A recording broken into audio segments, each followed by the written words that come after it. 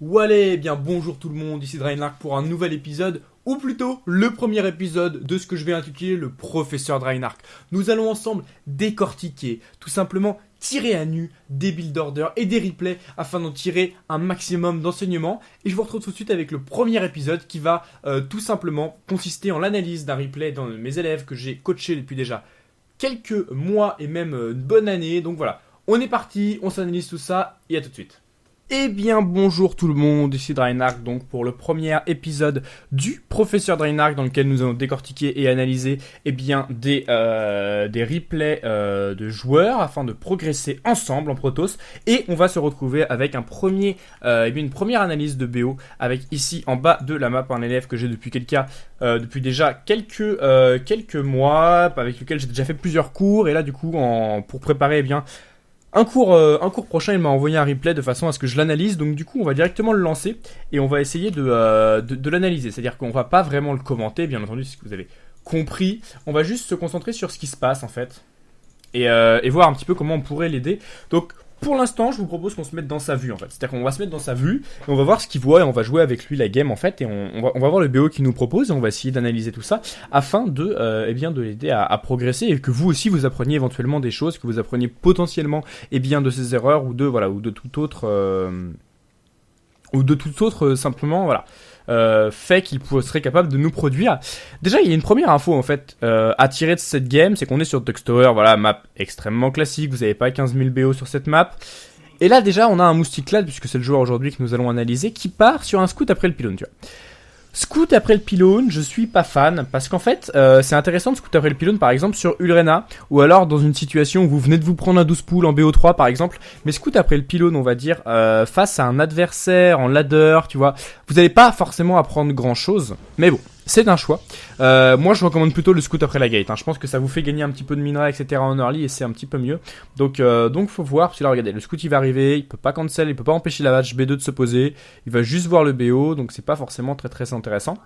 Donc au niveau du BO, pour l'instant, c'est un BO classique, voilà, en plus il perd le drone, donc voilà, pour l'instant, voilà, scout après le pylône qui sert à rien, c'est le premier enseignement qu'on peut tirer de ce début de game. On va partir directement sur une expand, bon ça c'est classique au niveau du BO, hein, le gate expand, qui est un BO faisable contre Zerg, malgré le fait que c'est pas le BO que j'apprécie le plus. Au niveau du pylône d'ailleurs, il y a quelque chose qu'on peut noter, c'est que c'est pas super bien de mettre le pylône comme ça, parce qu'il peut très vite être pris à partie en fait par des Zerglings, et donc du coup, qui dit pylône pris à partie, voilà, et là du coup il refait un scout, vous voyez, donc là déjà voilà, là au niveau du scout, on n'est pas bon, le premier drone, le premier probe est parti, il a rien vu, et il se fait tuer. Donc du coup, ça oblige à envoyer un deuxième probe. Donc là, c'est vraiment pas bon. Donc voilà, faut éviter un maximum, tout simplement,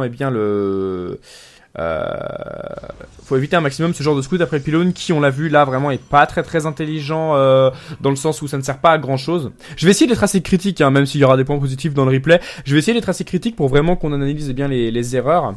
Alors, ok, on a fait un BO assez classique. On a fait un Zealot. Là, déjà, le Zealot, il est pas obligatoire. C'est le Zealot, normalement, grâce au premier scout, on a quand même pris l'info qu'il y avait pas de pool, donc on sait qu'il n'y a pas besoin de faire un Zealot. Là, pour l'instant, l'investissement en Zealot est pas vraiment fou. En PVZ, quand vous voyez que l'adversaire a fait first hatch, vous avez pas besoin d'investir dans un Zealot en early game, en fait.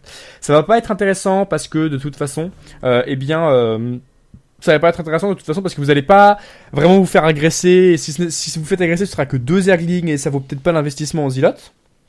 Là, on a un autre choix qui est fait, c'est le chrono boost en fait du noyau cybernétique.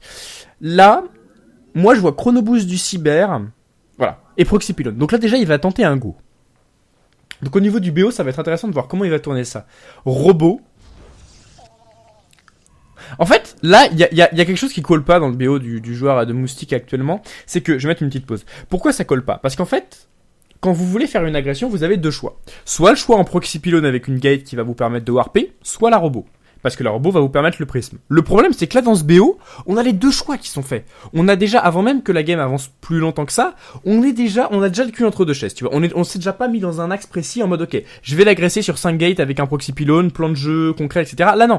Tu vois, il y a à la fois proxy pylone, à la fois chrono boost du warp gate, et à la fois une robot, tu vois. Donc, tu te demandes un peu ce qui se passe, et je pense que c'est pas vraiment le bon choix de la part d'un joueur Protoss qui veut agresser contre Zerg. Si vous voulez agresser, il faut vraiment choisir. Est-ce que je vais mettre un proxy pylone et je vais bourrer? Parce que qui dit proxy pylone dit voilà, vous êtes vachement agressif, vous avez vraiment envie de faire du dégât et voilà, vous êtes très agressif. ou alors robot qui va vous permettre d'être peut-être un petit peu plus sur la défensive, un prisme qui va vous permettre de jongler entre les bases. Mais mettre les deux, j'ai du mal à comprendre. Donc à voir comment il va montrer ça. Donc pour l'instant, les premières erreurs que j'aurais envie de noter, c'est le Zealot qui est pas forcément très utile. Voilà, Proxy Gate tellement super rapidement dans la game et tout. Ça par contre, le scout qui revient, ça c'est une bonne info. Pourquoi c'est une bonne info? Parce que on veut voir s'il y a une B3. En fait, à ce moment-là de la game, en PVZ, on est à 3 minutes 20. Le Zerg, il a pas 36 000 options. C'est-à-dire que soit vous partez en tant que Zerg sur une B3 rapide et vous allez faire du drone, voire faire un all-in plus tard, soit vous partez sur un all-in B2, et on le voit dans la prod, il y a un bending et c'est a priori ce qu'est en train de faire le Zerg, mais donc du coup, vous avez peu de drones et pas de B3. Et on le voit, normalement, le prob il arrive, il prend cette première information, genre là normalement, il devrait regarder son prob moustique et se dire, oh là là, what the fuck. Genre là t'arrives, tu vois que le mec il continue de miner du gaz, tu vois le bata bending, là il a toute l'info. Là le Protoss a toute l'info pour réagir. L'info pour réagir c'est quoi? Voilà, c'est Sentry, on le voit, c'est un bon petit wall. Alors là la forge vraiment pas très utile, mais ok on peut comprendre. On voit qu'il y a speedling, ok on est au courant. Du coup la chronoboost du Mokor, le Mokor avait été oublié dans le BO, hein. Important de le préciser, je l'ai pas remarqué mais je viens de m'en rendre compte, mais il faut lancer le Mokor plus tôt pour qu'il puisse accumuler de l'énergie notamment quand on se fait all-in. Et là, tu vois, concrètement, là, il se fait bourrer Bending Bust. Dans ce genre de situation, c'est bien d'aller positionner une petite, un second wall, en fait. Là, il repositionne un pylône pour faire face, en fait, à l'éventuelle chute de son premier pylône. C'est intéressant. Ce qui me dérange un peu dans le BO, c'est qu'en fait, c'est qu'en fait, on a le minerai qui monte très vite. La photon, ça a pas trop de sens de faire photon à ce moment-là de la partie. Faut transformer en Warp Gate là. Ouais, faut transformer en Warp Gate. Là, honnêtement, il est tellement bien. Genre, c'est là où on se rend compte que le BO du Zerg en face, il a juste aucun sens. Encore un autre petit force field, voilà. Là, tu rewarp des sentries en continu derrière, tu prends les gaz B2 et normalement, t'es super bien au niveau de la défensive. Et là, y a pas 36 000 choses à faire. Là, tu défends, tu fais un petit prisme éventuellement et tu go chez lui, tu vois. Le mec, il est en train de te bourrer, tu vois. Genre, là, tu sais que t'es bien. Normalement, là, il voit que ça passe pas, donc le Zerg, il est pas trop con normalement. Quand il se fait reboot comme ça, il est en train de redronner, de poser une troisième base. Et là, c'est typiquement le moment où il faut être solide au niveau de la défense et tu vas faire un petit round-by. Ok, là, on essaye d'anticiper un éventuel drop, c'est pas bête. Ouais, les force fields pour l'instant qui ont été très bien positionnés, donc pour l'instant rien à dire au niveau de la défense, c'est vraiment efficace. Les photons derrière, c'est vraiment pas utile. Genre, si le mec rentre, il va les ignorer les photons. Donc de toute façon, photon ou pas photon, ça revient au même. Genre, c'est pas les deux shots de photons là qui font peur aux Zerg maintenant, et c'est pour ça que le photon est pas forcément la meilleure option.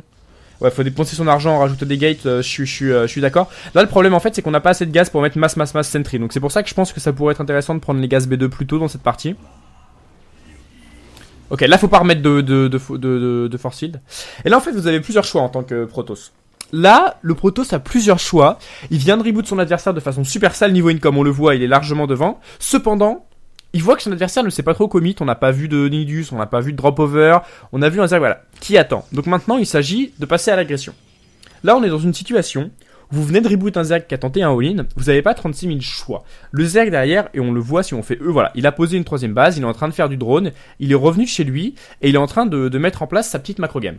En tant que Protoss, là on voit des gates qui sont rajoutés, Moustique Clad, ici, doit gagner la partie. C'est-à-dire que là, il va être sur, finalement, il a pas beaucoup de gates, mais l'absence en fait réelle de B3, le met trop en retard par rapport à un Zerg voilà, qui va avoir sa B3 mine de rien assez tôt et les drones qui vont s'enchaîner. Donc là il faut absolument faire du dégât, sinon normalement si le Zerg est pas trop mauvais derrière et qu'il va chercher de la macro, ça va être super compliqué et bien tout simplement d'aller chercher une bonne macro game contre un joueur Zerg. Si vous êtes sur deux bases, c'est super dur, au bout d'un moment votre main voilà, elle s'épuise très vite. Regardez, on a déjà des carrés qui n'ont plus de les carrés qui étaient eh bien à 500 de minerais n'ont presque plus d'argent, etc. Donc voilà, c'est vraiment un moment. Même pas à 900, voilà, c'est 900 un minerai de field comme ça. Donc voilà, il y a un moment, la moustique, il a pas trop ses choix. Là, on voit un rajout de gate, il faut go. C'est-à-dire que là, poser B3 et camper n'a pas de sens. Déjà, première chose. Donc on va voir ce qu'il va nous faire. On sait pas ce qu'il va nous faire. Je te propose de relancer le replay pour voir un petit peu. En plus, il a une proxy gate. Il a vraiment toutes les armes pour aller agresser ici, moustique. Donc voilà, c'est pareil. Là, ça sert à rien de camper chez soi. Genre, voilà.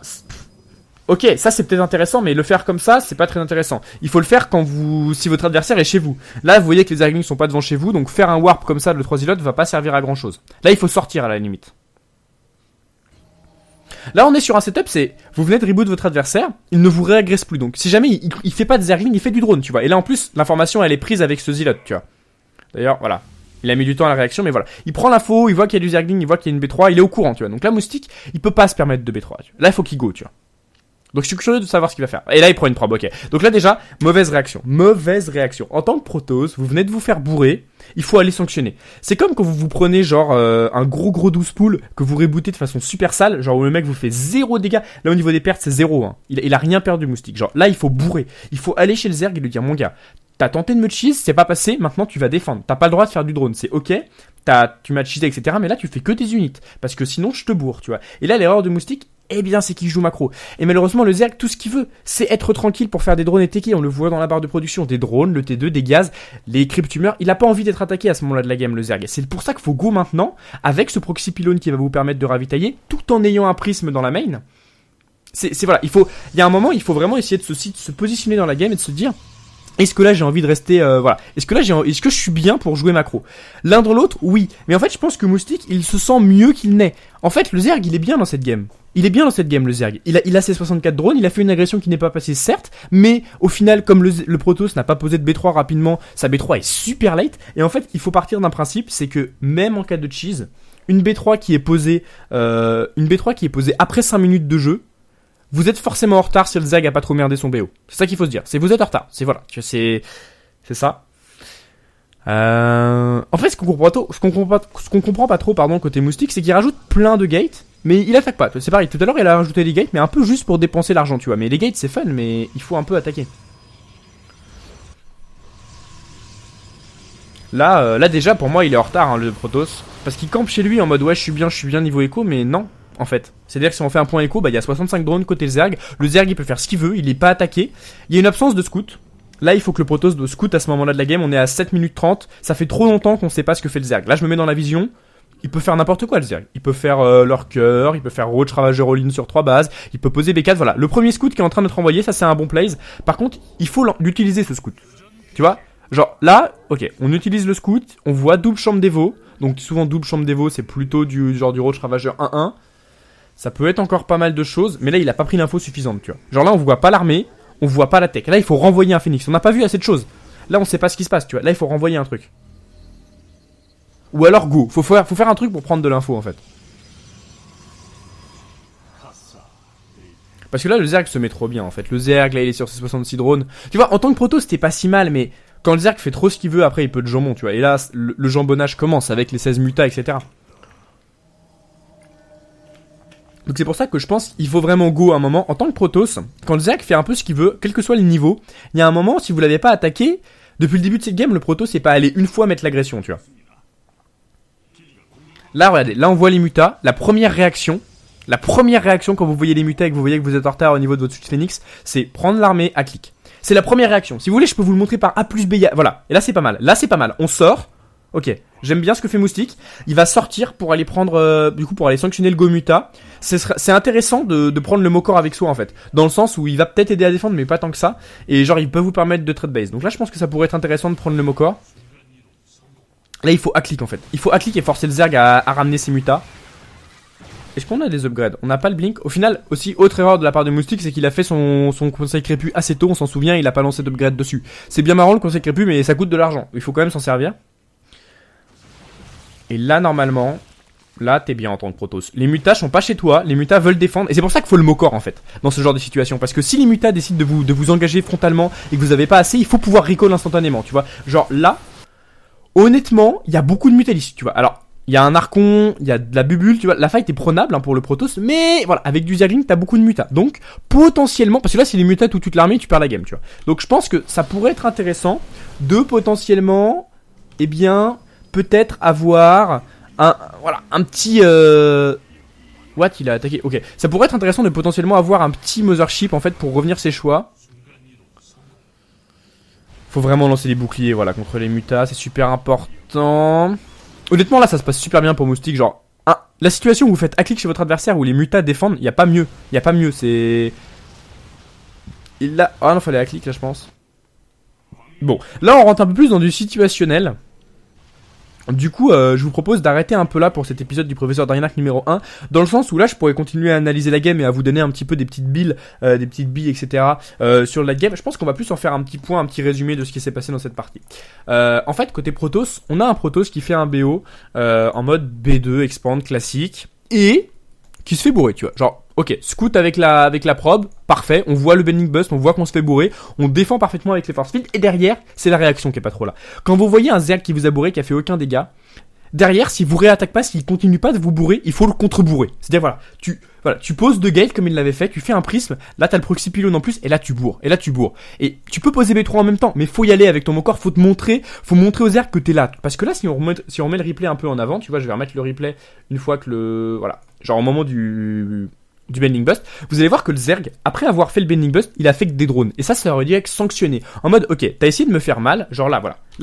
Regardez, le Zerg, hop là, à partir de ce moment-là, il pose B3 et il refait des drones. Et là maintenant, vous allez regarder, il est vachement en retard niveau drone. Hein. Là, il est en retard en soi, genre, ou plus ou moins, il l'était avant d'en refaire un peu. Là, regardez, le Zerg back chez lui, et là, à ce moment-là, faut faire un prisme et sortir. Au niveau de l'armée, mine de rien, il a que des Zerglings, c'est de la merde. Si vous faites mass adept sentry, vous l'allez défoncer le Zerg. Il faut vraiment go. Vous avez en plus ça un avantage décisif. Avoir un proxy comme ça, y a rien de mieux. Contre un Zerg qui vous a pas scouté, c'est vraiment bien, tu vois. Genre là, il rajoute les gates moustiques, c'est bien.